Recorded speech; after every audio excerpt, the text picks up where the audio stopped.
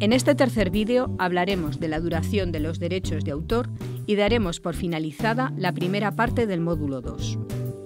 ¿Cuánto tiempo duran los derechos de explotación?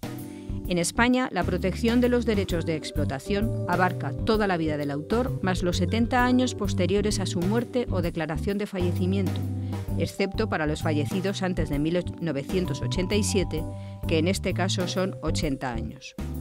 Estos derechos pasan a los herederos una vez que el autor fallece. Es lo que podemos ver en la diapositiva con la obra de Buero Vallejo. Antonio Buero Vallejo falleció en el año 2000.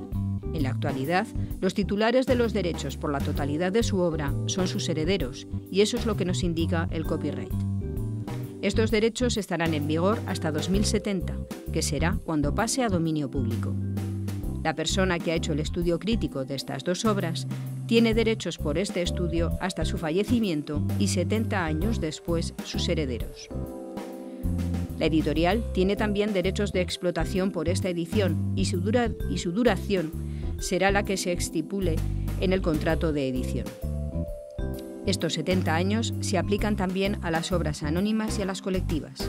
En estos casos, el tiempo empieza a contar a partir de la fecha de divulgación de la obra.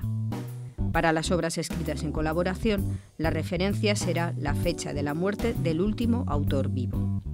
La duración de esta protección varía de un país a otro, y aunque en la mayoría de los países de la Unión Europea y en Estados Unidos coinciden en 70 años, siempre es mejor comprobar la legislación de cada país para asegurarnos de las posibles excepciones que pueda haber. Pasado este tiempo, la obra entrará en dominio público. ¿Qué es el dominio público? Una vez pasados esos 70 años, la obra podrá ser utilizada por cualquiera sin solicitar permiso a los herederos del autor ni pagar derechos de explotación. En cualquier caso, la extinción de los derechos patrimoniales no elude la obligación de respetar siempre los derechos morales de reconocimiento de la autoría y la integridad de la obra. Recordemos que si se hace una obra derivada, el traductor, dibujante, anotador, etc., que trabaje sobre una obra en dominio público, tendrá los derechos de autor que le correspondan por el trabajo que haya realizado. ¿Qué es una obra huérfana? Otro caso diferente son las obras huérfanas. Hay que tener en cuenta que una obra es huérfana cuando desconocemos quién es el titular de los derechos de explotación, que no tiene por qué ser el autor. La consideración de obra huérfana se mantiene si tras una búsqueda diligente ha sido imposible localizar al titular de los derechos. De este proceso pueden encargarse bibliotecas, archivos, museos accesibles al público u otras entidades de radiodifusión.